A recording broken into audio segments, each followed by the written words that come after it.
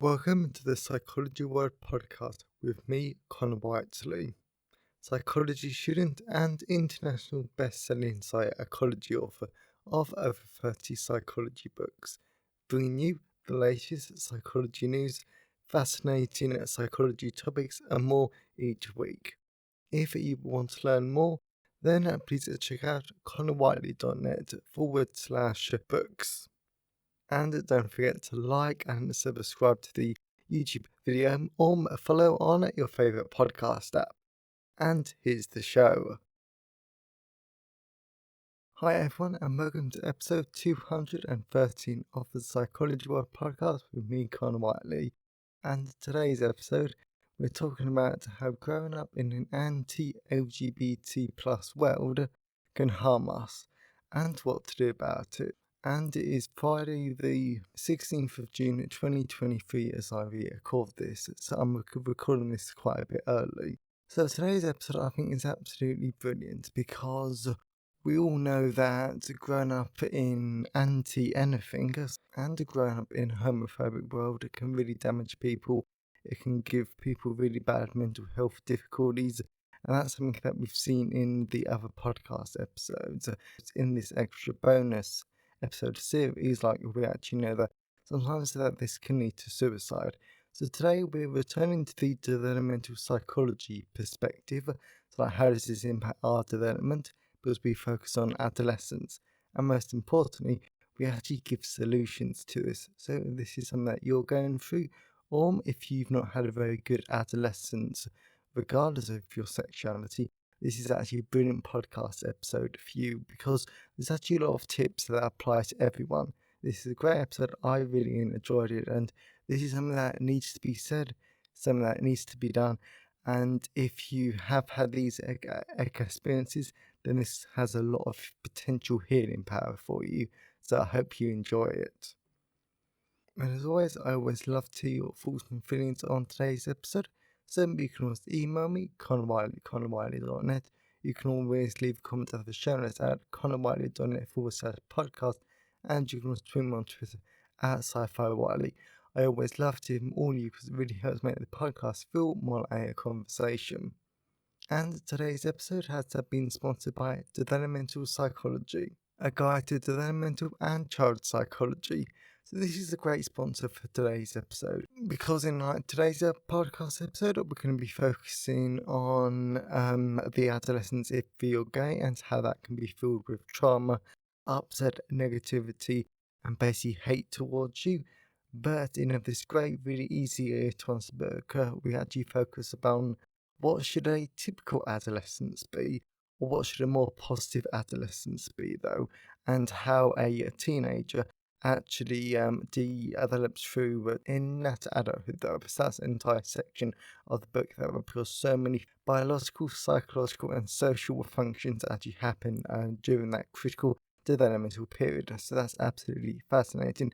And then this book also shows you about autism, typical brain development, typical cognitive development, and tons of absolutely fascinating areas, including my absolute favourite, which is cross-cultural development. That is absolutely fascinating. I loved it. And it actually talks about culture shock, which is just absolutely brilliant. So I loved it. Definitely check it out. So what that is, it's developmental psychology, a guide to developmental and child psychology, available from all major ebook retailers, and you can check out the paperback and hardback version from Amazon, your local bookstore or local library if you request it. So whilst buying books helps us to support the podcast's creation and the editing, my time in the creation of the show is sponsored by my wonderful patrons. So as always, an absolute massive thank you to my patrons because it shows that you find the show useful and you want it to continue. So if you wanted to become a patron and get access to tons of other great benefits like early access to the podcast and more behind the scene footage stuff, then you can also become a patron at patreon.com/Psychology World Podcast. So that's enough for the personality. Let's move on to the content part of today's episode. So we're moving on to today's podcast episode. So we're going to be talking about how growing up in an anti-LGBT plus world can harm us and what to do about it. I love this. This is a great episode. I'm really excited about it. So let's dive into it. Why LGBT plus people don't get access to the same adolescence heterosexual peers do. Let us imagine the typical adolescence for a moment. It is filled with excitement and firsts. Our first crushes that we giggle and laugh about with our friends. We have our first kiss and sexual experiences, and we learn that we can be who we want to be with everyone that matters to us, no matter who we are. Of course, in adolescence, people don't suffer from constant hateful messaging about the wrongness about how they feel, and they don't have this hate constantly swimming around inside them. In addition, from developmental psychology, we all understand the sheer importance of adolescence in the development of a person, since our identity gets formed here, as well as we're now starting to understand that adolescence does actually stretch into someone's early 20s. Also, looking beyond the puberty factors and other physiological changes that happen to a person during this time, there are immense social and psychological parts of this teenage development too. On the whole, all teenagers have so much developmental potential, and the social and psychological changes that can be immensely powerful in forming a person unless something massive, evil, and awful gets in the way. This happens to gay people all the time in adolescence, and I hate it. It is disgusting, and it's something we need to change. How many LGBT plus people have negative adolescence? As you found out during your own adolescence, all our romantic and sexual identities are a critical part of teenage development, and this is normally a wonderful egg experience for heterosexuals. They aren't judged, they aren't condemned, and they can enjoy the egg experience. Of course, like everyone, mistakes will definitely be made and hearts will be broken, but they aren't hated for it. On the other hand, when gay people want to develop their romantic and sexual identity, this becomes very complicated because we realize that our interests are different from everyone else's, and we live in a society that thinks that these interests should be stopped outright. Therefore, many gay people grew up in a social world filled to the brim with both direct and indirect messages about how wrong, sinful, and flat out disgustingly weird they are because they weren't heterosexual. Of course, I will admit that times are extremely slowly changing, but the fact is we still live in a world where anti-LGBT plus bias and heterosexism, two things I mentioned in last week's podcast episode, are embedded into the very fabric of society. Proof of this can easily be found in the past and present religious belief systems, how humans and relationships are played out in the media, and the sheer amounts of current and past anti-gay legislation. What impact does growing up in an anti-gay world have on LGBT plus adolescents? With many gay people growing up in this social and cultural context, we flat out don't experience the typical adolescence that heterosexual people do, due to we simply aren't able to live safe and full lives at this age. And on a personal note, I will admit that this can take years after typical adolescence for this feeling that you are safe and you're able to live a full life to actually develop. So I do understand that, and that is a very sad truth of the world. As a result, many gay people experience an adolescence filled with major disruptions to our healthy development. So this results in two main outcomes for child development. Firstly, gay people suffer from the trauma of a chronic shame caused by anti-gay biases. Secondly, gay people miss out on integral psychosocial developmental experiences. And I actually didn't know if I was going to go personal in this podcast episode, but when I was writing the blog post, it really needed a personal perspective here. Because I will admit, because of life circumstances, I do need to be careful about what I say. I just do. However, I would admit that I do suffer from trauma, and at times I do have extremely negative automatic thoughts that do bias how I look at the world. I'm very reluctant to talk to anyone about my egg-like experiences, life, or just general love life things that you would normally talk about with friends, simply because of what if. And I would admit, the examples I give in the blog post they might sound extreme, but to me they're logical because of what's been said to me in the past and what has almost happened to me in the past. So some of these what ifs are: what if they abuse me? What if they hurt me? What if they beat me? Again, extreme what ifs, but to me they're logical and they're possible. All normal things that a lot of gay people can relate with, because this is just what happens when you've experienced a lot of gay abuse in your adolescence. In addition, I would absolutely love to just have one or two experiences during my adolescence. Would have loved that. I admit there were probably one or two chances I might have had a shot to egg-like experience, but even though I've read that in the blog post, I'm sort of thinking, did you really? But again, I just wasn't safe, and I deemed it too risky to ever try and have any experiences, just because of those what ifs. And like I said back in the Coming Out podcast episode a few weeks ago, your safety is the most important thing.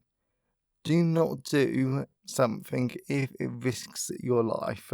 So I just didn't have any aircraft experiences because my safety was a lot more important than anything. Overall, the impact of this negative adolescence is very simple and heartbreaking. In the years after coming out, we'd all find that we are stunted, underdeveloped, and we are sort of lost in comparison to our heterosexual peers. A lot of gay people wish they could have had that they could be adolescents again, so they can have a better experience and they can develop the skills needed for healthy relationships and a dating experience that we all need as adults.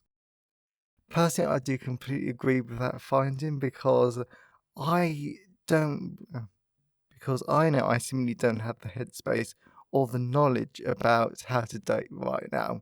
Absolutely no clue, believe me. Absolutely no clue. And I know I probably need a therapy to get over some of the things that have been done and actually said to me the past over, because the clearest egg was actually said to me earlier in the year by a straight friend of mine, and he said that he cared how I was. Because I told him about a bunch of stuff that's happened to me in the past, and I was so confused. I had no idea why he said he would actually care about how I am, and that does sound quite illogical, but I just could not understand it. So I was really confused for a few days. But the good thing about doing clinical psychology is that you learn the different tricks that CBT therapists use to actually help someone. And some of it is actually fault records, or you actually just focus on a fault and you eventually get to the bottom of it. Really oversimplified explanation, I know. And tragically, I truly found, and I'm not sure I quite believe this right now, but I know it still has a hold on me. It's the thought that I am nothing and I don't know why anyone would want to care about me deeply. Again, that's just past, but still, it's interesting. And it's something that nothing short of therapy could help me with. So, how could we solve this problem? How could LGBT plus people get a second adolescence? When gay people move from an anti-gay adolescence into adulthood, they experience something known as a second adolescence, and this is the framework for healing and having the freedom to explore what being gay is to that person, and they can understand what happened to them and how they can move on in adulthood. And now everyone goes through this differently, but it's made up of two critical sections. Firstly, a person has to address the experiences that the younger self missed out on. This includes gaining missed experiences in the forms of first kisses, dates, relationships, sex, and more, as well as acknowledging what it means for us to miss out on those experiences, basically making ourselves deal with the grief that we experience. In my experience, this is something I am extremely looking forward to, and when I was writing out the above paragraph, and even now as I'm recording this, I cannot stop myself from smiling because it's so exciting, because I do want to go on a date, I do want to kiss, and do so many things that I missed out on because of anti-gay messaging. That is something that I cannot wait for, and it does mean that I am looking forward to the future. Like, I seriously am. Secondly, we have to admit and address the internalized homophobia that we all have. We can do this by exploring our exposure to anti-gay messaging and how this impacted our former selves, and by examining the ways that we internalize this homophobia, we can understand how this influences our decisions and more, as well as we can start to undo the evil work of this internalized homophobia. Personally, this is something that I'm always trying to work on, because whenever I think that's wrong, like, doesn't matter like what it's in response to, and like everyone just has these thoughts like, oh, like that's wrong at times. I make myself take a step back, and I always realise that this is just because of anti-gay messaging. This isn't me talking, it's the anti-gay messaging that I've internalised. It isn't what I actually believe, because all that stuff is actually harmless. And it's like when I was talking to a trans friend of mine a few months ago, and he said that I might as well start dating or trying to get some first experiences, but I couldn't because I said, because of my life circumstances, that just wasn't fair on this future person. And now I'm wondering if, to be honest, is that because of the shame that I feel because of this internalized homophobia and all of this anti-gay messaging. It's something to work on for now and in the future. Conclusion. Overall, a lot of gay people do grow up in a social world that hates them and sends them very firm, direct and indirect messages that they are wrong, sinful, and they just shouldn't exist. But there is hope, because once a gay person starts to realise that things don't have to be this way, then they start to have a second adolescence by freeing and healing themselves of all the hate that they've experienced. And then they start to find love, have their first kiss, first relationships, and so many more wonderful things that, to be honest, we never thought possible. Like, seriously, I think when the penny drops eventually, like, I can date, I think that would be such a mind-blowing moment. There's always hope in the world, and if you're a heterosexual person listening or reading to this, then please help to fight back against some of this anti-gay messaging, because everyone deserves the same adolescence, regardless of your sexuality. And if you're a gay person listening to this, then you really can have all of your firsts. It might take years longer, and there will be a lot of trauma, shame, and hate to unpack inside you, but you will get there. We can all get there if we simply have the patience, self-compassion, and hope to drive us into our second adolescence and beyond.